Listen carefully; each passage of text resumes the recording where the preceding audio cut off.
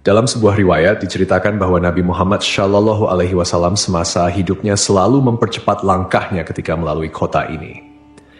Bahkan Nabi SAW tidak pernah menoleh ke kanan atau kiri. Selain itu, Ibnu Battuta juga pernah menceritakan adanya rombongan karavan yang enggan berhenti di Madain Saleh. Konon, keengganan ini disebabkan karena Madain Saleh merupakan kota yang terkutuk. Orang-orang Arab menyebutnya sebagai markas jin yang harus dijauhi. Jika terpaksa harus ke tempat tersebut, maka seorang muslim harus melewatinya secepat mungkin dalam keadaan menangis dan takut akan murka Allah Subhanahu wa Ta'ala.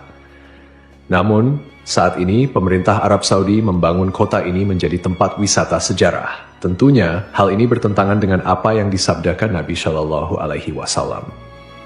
Lalu, bagaimanakah kisah sejarah masa lalu tentang kota ini? Namun sebelum lanjut, mohon tonton video ini sampai selesai agar tidak ada kesalahpahaman serta dukung kanal ini dengan cara subscribe, like, dan komentar agar kanal ini semakin maju dan berkembang. Terima kasih. Al-Ula, atau dikenal juga sebagai Madain Saleh, menyuguhkan gurun pasir yang menakjubkan karena dikelilingi oleh gunung dan tebing yang tinggi. Menariknya, tebing tersebut dipahat dan diukir dengan bentuk yang khas. Kaum Samud adalah masyarakat yang terkenal dengan keahlian mereka dalam bercocok tanam, beternak, dan arsitektur. Namun, keahlian tersebut membuat mereka sombong dan merendahkan kaum lain. Gaya hidup mereka dipenuhi kemaksiatan seperti mabuk-mabukan, berzina, dan berfoya-foya. Melihat penyimpangan ini, Allah Subhanahu wa Ta'ala mengutus Nabi Saleh alaihi salam untuk mengajak mereka kembali ke jalan yang benar. Nabi Saleh menyeru, "Hai kaumku, sembahlah Allah. Sekali-kali tidak ada bagimu Tuhan selain Dia. Dia telah menciptakan kamu dari bumi dan menjadikan kamu pemakmurnya. Karena itu, mohonlah ampunannya, kemudian bertobatlah kepadanya. Sesungguhnya Tuhanku amat dekat rahmatnya dan memperkenankan doa hambanya." Namun, seruan Nabi Saleh ditolak oleh sebagian besar kaum Samud, terutama orang-orang kaya dan berkedudukan tinggi. Mereka berkata, "Hai Saleh, sesungguhnya kamu sebelum ini adalah seorang di antara kami yang kami harapkan. Apakah kamu melarang kami untuk menyembah apa yang disembah oleh bapak-bapak kami? Sesungguhnya kami ragu dan khawatir terhadap agama yang kamu serukan kepada kami." Suatu ketika kaum Samud berkumpul di suatu tempat, lalu Nabi Saleh mendatangi mereka, menyeru mereka kepada Allah, mengingatkan, memberi nasihat, dan menyampaikan perintah kepada mereka. Namun mereka menantang Nabi Saleh, "Jika engkau bisa mengeluarkan seekor unta betina bunting dengan ciri seperti ini dan itu dari batu besar ini," mereka menunjuk batu besar di sana dan menyebutkan sejumlah ciri yang mereka inginkan. Nabi Saleh kemudian berkata kepada mereka, "Bagaimana menurut kalian jika aku penuhi permintaan seperti yang kalian inginkan?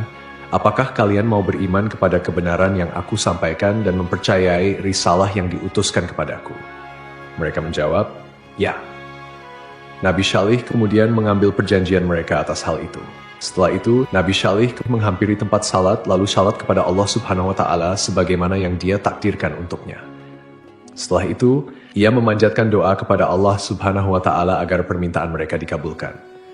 Allah Subhanahu wa Ta'ala kemudian memerintahkan bongkahan batu besar tersebut untuk mengeluarkan seekor unta besar dan bunting dengan ciri-ciri tepat seperti yang mereka inginkan.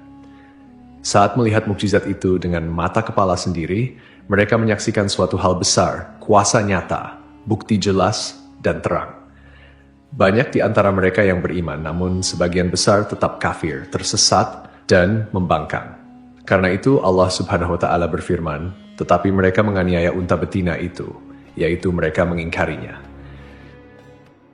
Sebagian besar di antara mereka enggan mengikuti kebenaran meskipun telah melihat mukjizat tersebut. Di antara tokoh yang menyatakan beriman adalah Junda bin Amr bin Muhallah bin Labid bin Jawas. Ia termasuk salah seorang pemimpin kaum Samud yang tetap berpegang teguh pada Islam. Yang menghalangi lainnya untuk beriman adalah Zu'ab bin Labid, Habab si pemilik berhala-berhala kaum Samud, Rabab bin Sya'ar bin Jalmus. Junda mengajak saudara sepupunya Syihab yang juga seorang pemuka kaum Samud untuk masuk Islam. Syihab bermaksud untuk masuk Islam, tetapi dihalang-halangi oleh para pembesar Samud yang masih kafir. Akhirnya, Syihab kembali ke barisan orang-orang kafir. Karena itu, Nabi Saleh berkata kepada mereka, "Ini seekor unta betina dari Allah. menyandarkan unta tersebut kepada Allah sebagai bentuk kemuliaan dan keagungan, sebagaimana istilah Baitullah atau Abdullah, sebagai mukjizat untukmu, yaitu sebagai bukti kebenaran ajaran yang aku sampaikan kepada kalian. Biarkanlah ia makan di bumi Allah, janganlah disakiti, nanti akibatnya kamu akan mendapatkan siksaan yang pedih. Quran Surat Al-A'raf ayat 73. Pada mulanya, mereka menyepakati bahwa unta tersebut boleh berada di tengah-tengah mereka, memakan rerumputan dimanapun dalam kawasan mereka, dan mendatangi air pada hari-hari tertentu. Ketika unta itu datang ke tempat minum, ia meminum air sumur kaum Tsamud selama sehari penuh, sementara kaum Tsamud menunda keperluan air mereka hingga hari berikutnya. Mereka meminum air susu unta tersebut hingga kebutuhan mereka terpenuhi. Karena itu, Nabi Syalih berkata, ini seekor unta betina yang berhak mendapatkan giliran minum, dan kamu juga berhak mendapatkan giliran minum pada hari yang ditentukan. Quran Surat Asy-Syu'ara ayat 155. Setelah situasi ini berlangsung cukup lama, para tokoh kaum Tsamud akhirnya berkumpul dan mencapai kesepakatan untuk menyembelih unta tersebut. Mereka merasa terganggu dan ingin leluasa memenuhi kebutuhan air mereka. Setan pun menghiasi perbuatan buruk ini sehingga tampak indah di mata mereka. Eksekutor penyembelihan unta ini adalah Qidar bin Salif bin Junda, seorang pemimpin kaum Tsamud. Ia digambarkan berkulit merah bercampur biru dan abu-abu. Ada yang menyebutkan bahwa ia adalah anak zina yang dilahirkan di tempat tidur Salif. Salif sendiri adalah anak seseorang bernama Syaiban. Aksi ini dilakukan atas kesepakatan seluruh kaum Tsamud. Karena itu, tindakan ini dikaitkan dengan mereka semua. Ibnu Jarir dan ulama tafsir lainnya menyebutkan bahwa ada dua wanita dari kaum Tsamud yang berperan dalam rencana ini. Salah satunya adalah Syaduk binti Mahya bin Zuhair bin Mukhtar, seorang wanita terhormat dan ditaati. Ia adalah istri seorang lelaki yang telah masuk Islam, tetapi kemudian menceraikannya. Syaduk kemudian memanggil saudara sepupunya Mashrab bin Mahraj bin Mahya dan menawarkan dirinya jika Mashrab bersedia menyembelih unta tersebut. Wanita lainnya adalah Unaizah binti Gunaim bin Majlas yang memiliki kunyah Ummu Ganamah. Ia adalah wanita tua yang kafir. Unaizah memiliki beberapa anak perempuan dari suaminya, Zuab bin Amr, salah seorang pembesar kaum Tsamud. Ia menawarkan 4 putrinya kepada Qidar bin Salif jika ia bersedia menyembelih unta tersebut, dan Qidar dipersilakan memilih salah satu dari putrinya. Akhirnya kedua pemuda ini, Mashra dan Qidar, bergerak untuk melaksanakan rencana tersebut. Berita ini segera menyebar di kalangan kaum Tsamud. Ada 7 orang lain yang menerima ajakan untuk menyembelih unta tersebut, sehingga jumlah total mereka menjadi 9 orang. Mereka inilah yang disebutkan dalam firman Allah Subhanahu wa Ta'ala. Dan adalah di kota itu 9 orang laki-laki yang membuat kerusakan di muka bumi, dan mereka tidak berbuat kebaikan. Quran Surat An-Naml ayat 48. Mereka membujuk kabilah lain untuk mendukung rencana tersebut, dan akhirnya semuanya pergi untuk mengintai unta itu. Saat unta meninggalkan tempat air, Mashra memasang perangkap dan memanahnya. Setelah itu, ia menikam kedua lambung unta tersebut untuk mendorong rekan-rekannya melakukan serangan. Qidar menebaskan pedang ke arah unta tersebut tepat mengenai urat pada bagian keting belakang kaki. Akibatnya, unta itu tersungkur ke tanah dan mengeluarkan suara keras. Dari perutnya, janin yang sedang dikandungnya pun keluar. Diriwayatkan bahwa saat mereka menyembelih unta, orang pertama yang menyerang adalah Qidar bin Salif. Semoga laknat Allah atasnya. Qidar menyembelih unta itu hingga jatuh tersungkur. Lalu yang lainnya menyerang dengan pedang dan memotong-motong tubuh unta tersebut. Ketika anak unta melihat kejadian itu, ia melarikan diri, naik ke atas gunung, dan mengeluarkan suara keras sebanyak 3 kali. Setelah itu, ia masuk ke dalam bongkahan batu besar dan menghilang di sana. Nabi Syalih berkata kepada mereka, "Bersukarialah kamu semua di rumahmu selama 3 hari." Quran Surat Hud ayat 65.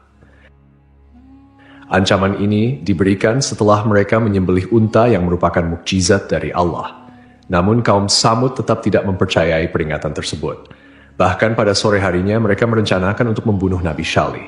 Mereka berkata, "Bersumpahlah kamu dengan nama Allah bahwa kita pasti akan menyerang dia bersama keluarganya pada malam hari." Mereka bermaksud menyerang Nabi Syalih di rumahnya bersama keluarganya dan melenyapkannya. Setelah itu, mereka berencana untuk mengingkari perbuatan tersebut jika para wali Nabi Syalih menuntut keadilan. Mereka berkata, Kemudian kita akan mengatakan kepada ahli warisnya, kami tidak menyaksikan kebinasaan keluarganya itu. Dan sungguh kami adalah orang-orang yang benar. Quran Surat An-Naml ayat 9.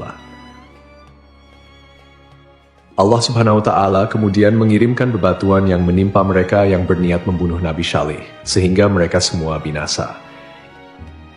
Ini adalah bentuk siksa yang disegerakan sebelum ajal mereka tiba. Pada hari Kamis, yaitu hari pertama dari masa penantian 3 hari, wajah mereka berubah menjadi pucat pasi, sebagaimana telah diancamkan oleh Nabi Syalih. Pada sore harinya, mereka saling berkata, 1 hari penantian telah berlalu. Pada pagi hari kedua, yaitu hari Jumat, wajah mereka berubah menjadi merah. Pada sore harinya, mereka berkata lagi, 2 hari penantian telah berlalu. Pada pagi hari ketiga, yaitu hari Sabtu, wajah mereka berubah menjadi hitam. Pada sore harinya, mereka berkata, masa penantian telah berlalu. Pada pagi hari Ahad, mereka mengenakan wewangian dan duduk menanti azab yang akan menimpa mereka. Mereka tidak tahu bentuk siksaan yang akan datang atau dari arah mana siksaan itu tiba. Saat matahari terbit, suara menggemuruh datang dari langit diikuti guncangan hebat dari bumi. Nyawa mereka melayang seketika, meninggalkan suasana senyap. Ancaman yang telah disampaikan menjadi kenyataan. Mereka tergeletak di bawah reruntuhan rumah mereka, tidak bergerak dan tidak bernyawa. Para ahli tafsir menyebutkan tidak ada yang selamat kecuali seorang budak perempuan yang lumpuh bernama Kalbah binti Salak. Sumber lain menyebutkan namanya Zariah. Ia sangat ingkar kepada Nabi Syalih. Ketika azab datang, ia berusaha melarikan diri dan mencapai salah satu perkampungan Arab. Di sana ia menceritakan kejadian yang menimpa kaumnya. Setelah meminta air minum dan meminumnya, ia pun meninggal dunia. Allah Subhanahu wa Ta'ala berfirman, seolah-olah mereka belum pernah tinggal di tempat itu. Quran Surat Hud ayat 68. Artinya, mereka seakan-akan tidak pernah hidup di negeri itu dengan segala kelimpahan rezeki dan kekayaan. Allah juga berfirman, ingatlah kaum Samud mengingkari Rabb mereka. Ingatlah, binasalah kaum Samud.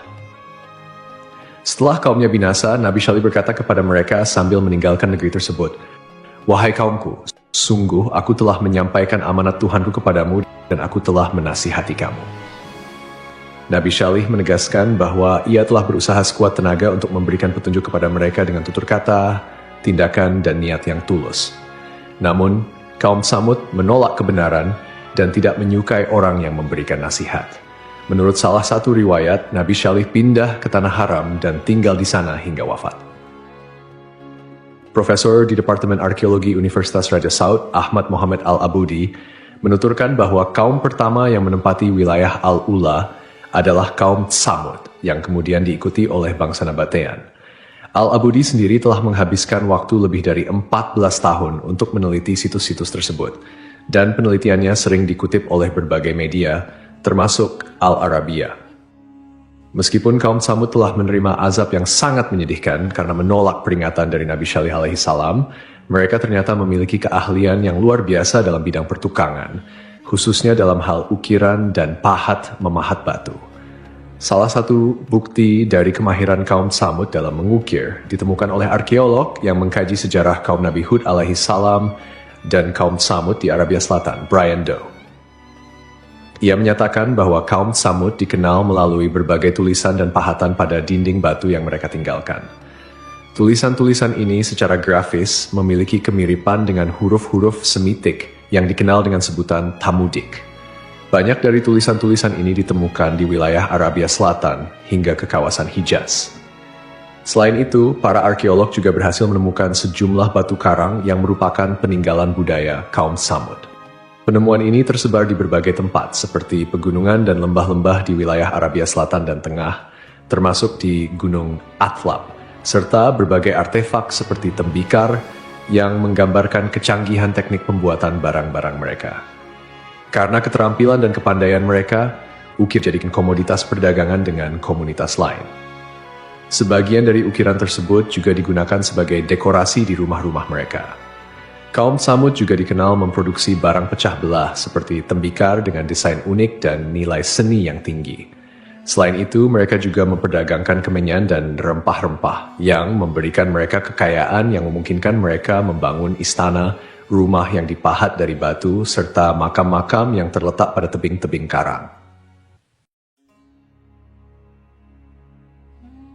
Kota ini, yang kini dikenal sebagai Madain Saleh, berasal dari bahasa Arab yang berarti kota Saleh.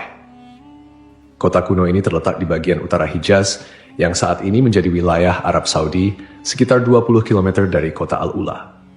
Kaum Samud dan Nabatean, mereka hidup sekitar 3.000 tahun sebelum Masehi, antara zaman Nabi Nuh alaihissalam hingga zaman Nabi Muhammad shallallahu alaihi wasallam.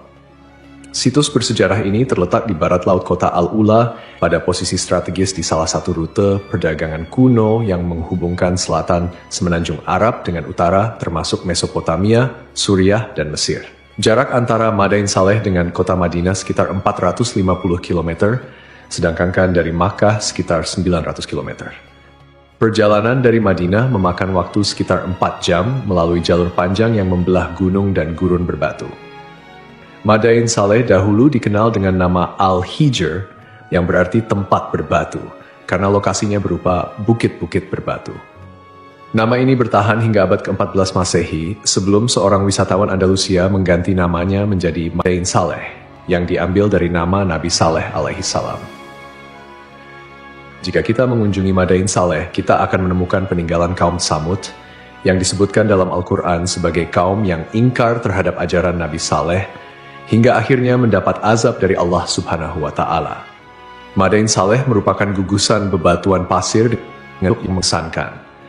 Bukit-bukit pasirnya memiliki warna beragam, dari merah, kuning, hingga putih. Bukit-bukit tersebut dipahat menjadi rumah-rumah dengan arsitektur yang menyerupai peninggalan Yunani dan Romawi kuno. Sebanyak 132 pahatan ditemukan di bukit-bukit tersebut. Pahatan-pahatan ini digunakan untuk berbagai fungsi seperti rumah, tempat pemujaan, dan makam. Pada tahun 2008, UNESCO menetapkan Madain Saleh sebagai situs warisan dunia. Kawasan ini memiliki luas sekitar 4.000 hektar dan menjadi situs warisan dunia pertama di Arab Saudi. Seiring berjalannya waktu, Kota Al-Ula telah mengalami perubahan signifikan, terutama dengan adanya implementasi Vision 2030 oleh pemerintah Arab Saudi. Dulu, Al-Ula adalah sebuah tempat yang tidak dikenal luas, bahkan merupakan tempat yang dilarang untuk dikunjungi oleh Nabi Shallallahu Alaihi Wasallam, seperti yang tercatat dalam hadis-hadis beliau. Namun, kini kota Al-Ula telah berubah menjadi tujuan wisata yang populer, dilengkapi dengan resor-resor mewah dan fasilitas modern. Pemerintah Arab Saudi saat ini tengah mengembangkan kota Al-Ula sebagai destinasi wisata internasional. Komisi Kerajaan untuk kota Al-Ula telah meluncurkan rencana pembangunan untuk wilayah tengah dan selatan yang dikenal dengan nama Path to Prosperity. Inisiatif ini bertujuan untuk menjadikan kota Al-Ula sebagai komunitas perkotaan dengan kualitas hidup yang lebih baik, serta menarik perhatian wisatawan dari seluruh dunia. Pengembangan ini juga sejalan dengan visi Arab Saudi 2030 yang berfokus pada transformasi ekonomi dan menjadikan negara ini sebagai tujuan wisata. Dari Ibnu Umar yang menuturkan, saat Rasulullah dan pasukan singgah di Tabuk, beliau singgah di Hijr, di dekat rumah-rumah kaum Samud. Orang-orang mengambil air dari sumur-sumur yang dulu digunakan kaum Samud. Dengan air itu, mereka membuat adonan, kemudian mereka memasang tungku. Rasulullah kemudian memerintahkan untuk menuangkan seluruh isi tungku dan memberikan adonan-adonan tersebut kepada unta. Setelah itu, beliau berlalu hingga singgah di sumur yang dulu digunakan unta Nabi Shalih untuk minum. Beliau melarang memasuki tempat-tempat suatu kaum yang pernah tertimpa siksa. Beliau bersabda, "Sungguh aku khawatir jika kalian tertimpa azab seperti yang pernah menimpa mereka." Rasulullah juga bersabda saat berada di perkampungan Hijr, "Janganlah kalian memasuki tempat-tempat mereka yang pernah tertimpa azab itu, kecuali dengan menangis. Jika kalian tidak menangis, jangan memasuki tempat-tempat mereka agar kalian tidak tertimpa azab seperti yang pernah menimpa mereka." Lantas, apa hukumnya Muslim mendatangi Al-Ula atau Madain Saleh? Ada beberapa kebingungan mengenai kota Al-Ula dan Madain Saleh. Keduanya merupakan dua lokasi yang berbeda, tetapi letaknya berdekatan dengan jarak tempuh sekitar 25 hingga 31 km. Ulama Arab Saudi, Sheikh Asim Al-Hakim, ketika mendapat pertanyaan tersebut, mengatakan bahwa Madain Saleh adalah daerah yang dilarang Rasulullah untuk didatangi. Jika terpaksa harus ke tempat tersebut, maka seorang muslim harus melewatinya secepat mungkin dalam keadaan menangis dan takut atas murka Allah. Namun daerah ini harus didefinisikan dengan jelas, karena saat ini Madain Saleh adalah nama yang diberikan untuk seluruh wilayah. Daerah yang ditimpa azab dan siksa Allah adalah daerah yang terbatas. Oleh karena itu, seseorang harus bertanya kepada ahli tentang lokasi tersebut, di mana daerah ini bermula dan di mana berakhir. Inilah daerah yang tidak boleh dimasuki atau didekati. Selain itu, tidak masalah, jelas Sheikh Asim Al-Hakim. Tidak semua daerah Al-Ula atau Madain Saleh tertimpa azab Allah yang diturunkan kepada kaum Tsamud. Oleh karena itu, penting untuk mengetahui batasannya, mana daerah yang dilarang dan mana yang diperbolehkan untuk dimasuki. Daerah yang terkena azab Allah jelas tidak boleh dimasuki. Wallahu alam. Bagaimana pendapat sahabat sekalian? Tulis di kolom komentar.